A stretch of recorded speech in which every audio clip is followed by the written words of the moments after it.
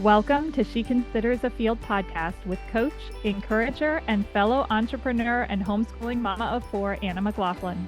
As a homeschooling entrepreneur, you are uniquely positioned to impact the kingdom of God both deep through your investment in your children and wide through your business. And yet guilt, frustration, and overwhelm can hold you back from all that God has for you. Come with me on a journey to walk in deeper peace, purpose, and joy, because God has given you a legacy to build, and I'm here to help you enjoy the ride.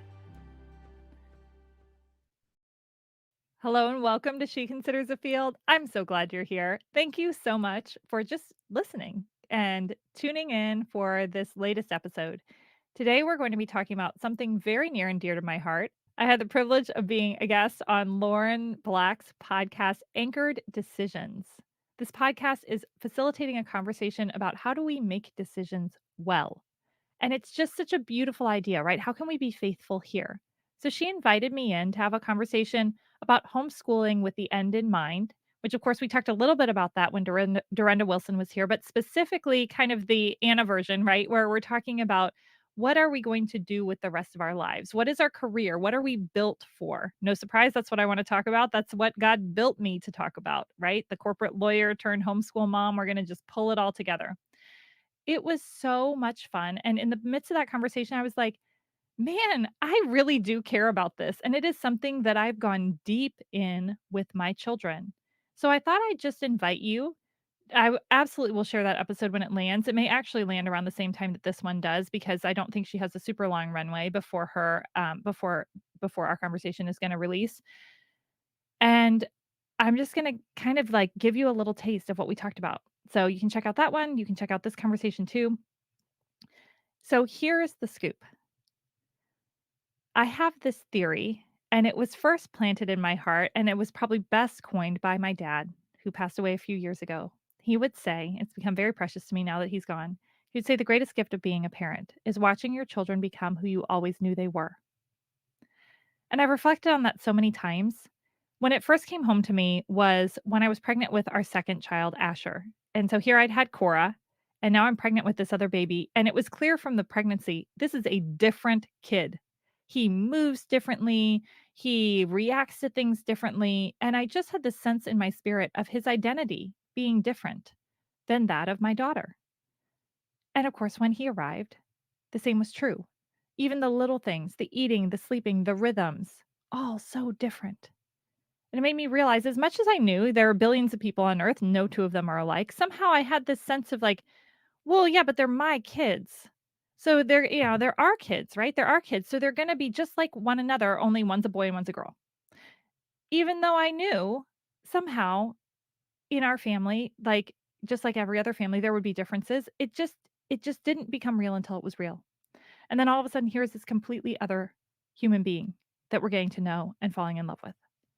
And somehow he's shifting and impacting our family culture too.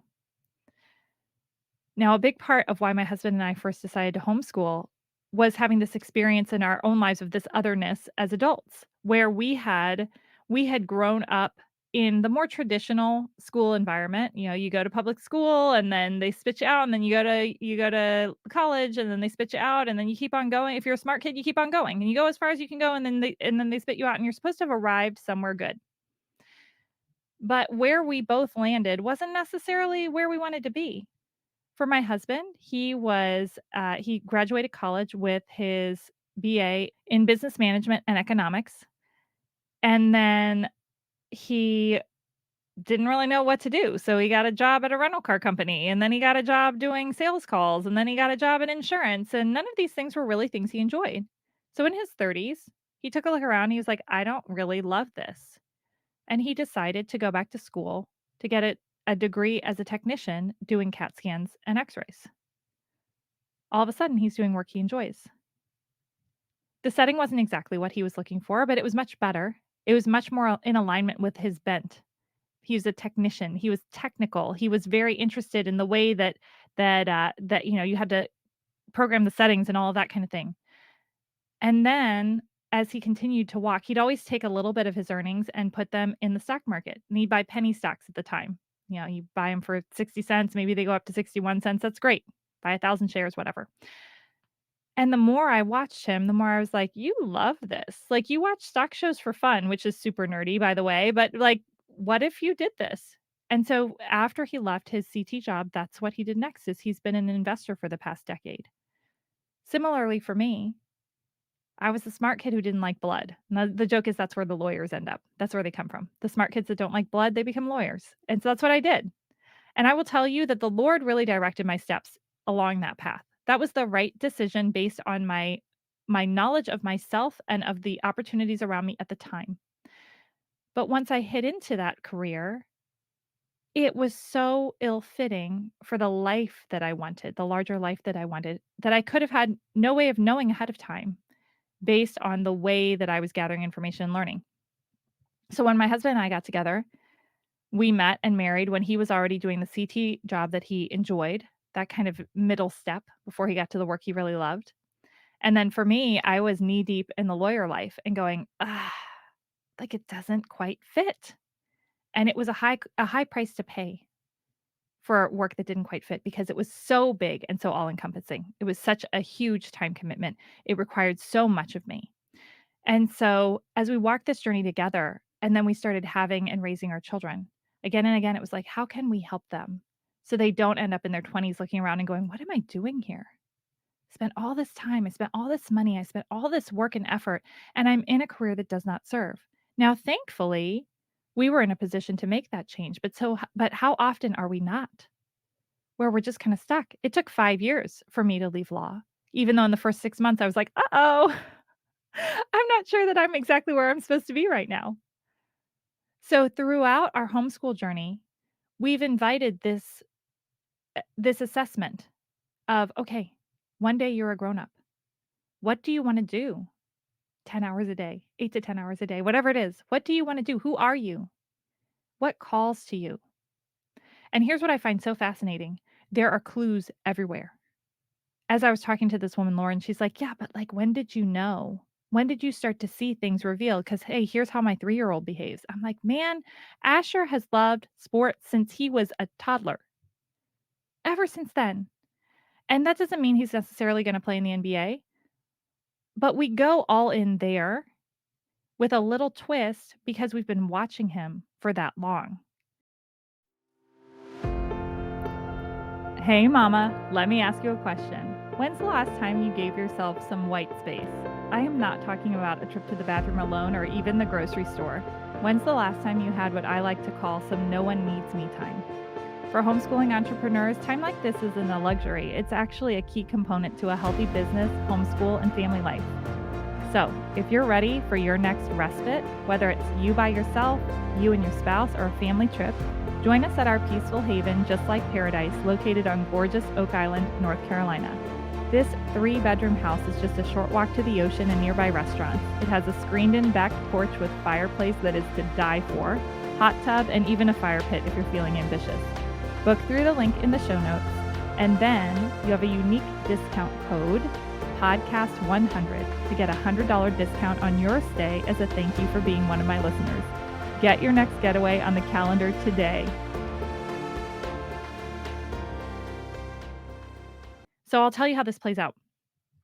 Just to give you a couple examples from our family so that you can get a vision for for the kind of work that this can look like in your homeschool journey or with your children if you're not homeschooling. So my Asher loves sports. Literally, his first word was ball. He used to hold a ball the same way other kids hold a stuffed animal. He would just bring it with him everywhere. He'd sleep with a ball. Okay. It was just everything that he was all about. Once he got to be about 6 or 7 years old, he came up with this game of playing pretend sporting events. He would run back and forth along the hallway in our upstairs, like landing area, and insist insist that we watch him play the game and give commentary on every play. He shared the scores. He had the announcers' voices down. He would glean different phrases that they used in his favorite games, and he would watch the phrases over and over again. And I could still remember one right now, and it is caught, Jimmy Grant. I don't even know who Jimmy Grant is. I think it was basketball. I don't nope, it had to have been football because he caught the ball. Okay, so this is how little I know, but I remember that phrase because I heard it a bajillion times. So then I'm thinking, it's not just sports, it's sports analysis, it's commentary. This kid needs a microphone. He needs an audience. He needs someone listening to him, and he has a knack for statistics. He can tell you every single winner, first and last name in order of all 46 some odd seasons of Survivor. I cannot tell you who won last season, and I watched it. It's just his brain. He locks that stuff in. So, what's my job as a parent? I hold up a mirror. Hey, I see this in you. This seems to be something you really enjoy. What do you think? Is this something you want to invest some more time in? And then we pray and we look for opportunities to be more faithful there. Okay. One of the things I think we really miss in educating our children is we tend to look for the weak spots and go, oh, we got to make them strong. I'm just going to offer this to you. Our children do not need to be balanced, they do not need to be good at everything. They don't even need to be adequate at some things. There are some things, y'all, to this day, I really stink at. But here's what can happen. If we put all the focus on the areas of weakness, all we're doing is pointing out their deficits. Y'all, highlight their strengths, make those shine, honor what's best in them, honor their competencies, honor their passions, honor their interests, and say, this is beautiful. God made you this way. How can we steward this gift? Right? How can we be like the faithful servant in the parable of the talents? Here we are again. We will never get away from this conversation. How can we be faithful here in this moment? How can we serve well here? This doesn't mean like we've all seen those moments on American Idol or whatever that are just cringy, where the kid comes up and says, my mom told me I was going to be a star. And they start singing, and you're like, ooh, no. And it's just cringy. You're like, no, no, no, no, no, no, no, you are not. She lied to you or deceived herself, right? It doesn't mean it's going to happen exactly like they hope, right? My kid wants to be in the NBA. Is it going to happen? I don't know. I don't know. But we do talk about this. Be faithful in being the best you can be. All right. He started getting up at 6 o'clock in the morning to start practicing a shot. Be faithful here because God's going to use that muscle of faithfulness and wherever he winds you up, whatever path he leads you down, that's none of your business right now, right? It doesn't it that's not the thing you need to concern yourself with of how can I become an NBA player? We've got to release the destination, but retain commitment and conviction around the process. Okay. So we uncover, we ask questions, we help our children come to understand themselves. And through this work, there comes a point where the path starts to narrow and it's like, oh, this really seems to be what we're honing towards. Right now, it can be really wide, right? And I think, especially, so one of the things that I don't think I'm going to change my mind on, but I hadn't thought about it until this conversation with Lauren today. The topic is far less important than looking at the temperament and style, okay? What I mean by that is the child more introverted or extroverted? Is the child more interested in having a one-on-one or small group conversation, or do they want the mic in their hand? They wanna be up front, they wanna be on the stage stealing the show, okay? Do they wanna be Are they more people driven, relationship driven, or are they more task oriented? Each of those things can really help us hone and refine because here's one of the things that I missed as a lawyer.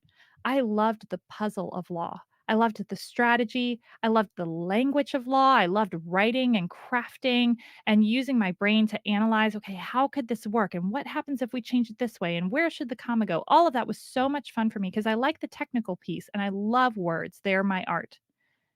What I missed was that competency really made contract law and specifically corporate work a very good fit. But the flip side of that is it's not a very relational field to be in. So I missed, and I was all about the people. Man, if you got in my office, we could go for hours. I wanted to hear about your life. I wanted to hear about your passions. I wanted to hear about what mattered to you. The secretaries loved me because we just had, they're very relational too. That was their bent and that was a great fit for them. Secretarial work was a great fit for a relationally oriented person. I would have made a killer secretary, but not a great corporate lawyer because my clients didn't care two pins about that. They wanted the document. They wanted to hear the issues, they wanted to be able to wrangle with the issues, and they wanted to make a decision and move on and get back to their family. Thank you very much. Not so interested in talking to the 20-something associate. But I was the one getting the flowers when a coworker or a client's parents passed away. I was the one organizing the lunch outings, right? I was the one who was determined to make it to the lunch outings, even when a deal or a conference call or whatever popped up, and devastated when it wasn't working out because I wanted that connection time. So I missed a critical piece of my how. Not so with my children. They're gonna know. If all of a sudden my one who wants to hold the microphone comes to me and says, "I think I'm gonna take a desk job. And, I'll probably work from home. And for the most part, we'll be corresponding with clients by email, not really get on the phone with anybody. And yeah, I'm just gonna be, I don't know, just kind of writing all day long. And I think that'll be fine." I'm gonna be like, "What? Hold on." And listen, that doesn't mean we don't have eat our vegetables work. Like, work in food service, right? Wait some tables, meet the people, see what it is to do hard work that maybe doesn't quite give you the pats on the back and the attaboys that you're looking for. Be willing to pay your dues and be faithful. But if you're looking for where am I headed? How can I best serve the Lord? I'm just going to invite you guys. There's a path where your children love their work. Let's help them shoot straight towards that. Okay? We called this episode The Way They Should Go. I don't know Hebrew well enough to back this up, but this is a commentator that I heard once said that verse, "Train up a child in the way they should go, and when they are older they will not depart from it." That is a conversation of bent, not faith. That if you look at the original Hebrew, the intent of the passage is train up your child to be who they are. And when they are older, they will not depart from it. They will grow straight and true. They will fulfill the purposes that God has put upon their life. They will walk out their journey well, and they will hear their father say, "Well done, good and faithful servant. You have been faithful in little. I will set you over more. Enter into the joy of your master." This is our work, parents, mothers, to help our children love their lives so that they can glorify God and enjoy Him forever. Because when our cup is full, when we know who we are and we have been honored for how He made us, when we see that it is good, as He says that it is good, then we're able to minister in profound and powerful ways. Food for thought today. And if this is work that you're engaging in and you need support of any kind, book that exploratory call with me. Let's have a conversation. In the meantime, friend, you've got this.